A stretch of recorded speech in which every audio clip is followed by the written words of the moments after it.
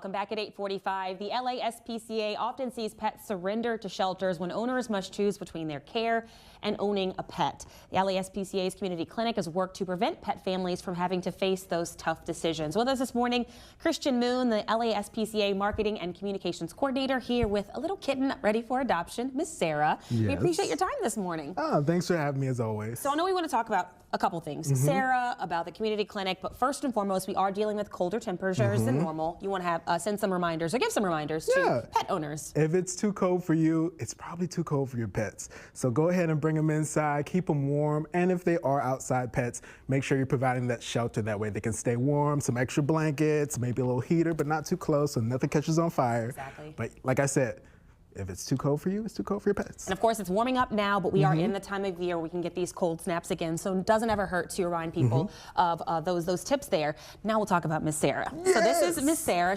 You said she's 2 pounds and 2 months old. Sarah, what else look can you at the tell us camera. about Sarah's? Sarah is too well. She's not looking. Yeah, She's a little cold. It's a little cold outside. But Sarah is 2 months, 2 pounds, and as you know, for kittens, that's when they make their adoption debut.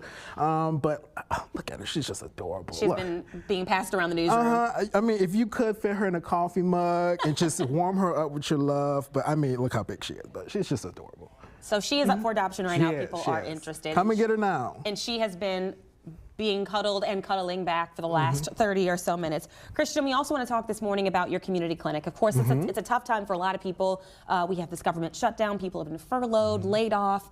We have the holidays coming up. So people feel strained right now, and that's when you see pets and pet families sometimes have to separate. But let's talk about the purpose of the community clinic. The purpose of the community clinic, well, our community clinic to be exact, is to provide affordable and accessible care.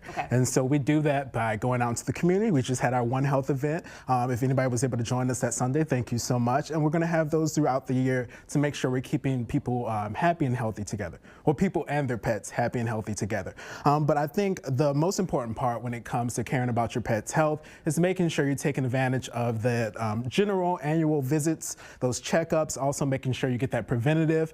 I was just saying that it only takes one mosquito bite. It only takes one just frolic through the long grass to get a flea or tick.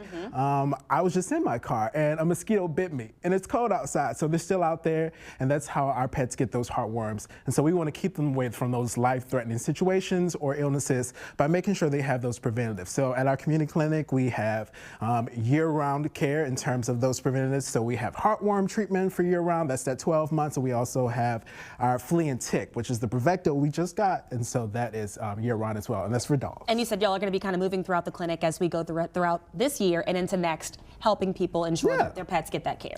And of course, if you do have any financial hardships or barriers that stop you from getting care, always reach out to us on our website. When you're signed up for an appointment, you can reach out and sign up for our community initiatives if that is a barrier for you, and our team will reach out and try to get you that care. We did not discuss this before the segment, but what about help with feeding your pets? Because that can also become an issue right now. Do I have money to buy groceries for me and the kids, or for me and the kids and the pet?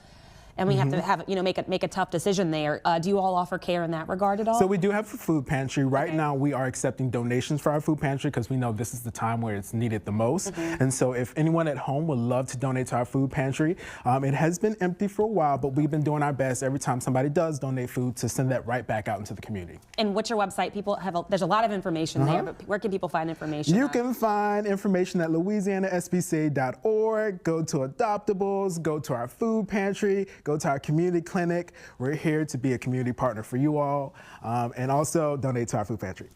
All right, Christian, thank you so much. Get Sarah a blanket. She's still shivering over there. We appreciate both of your times this morning.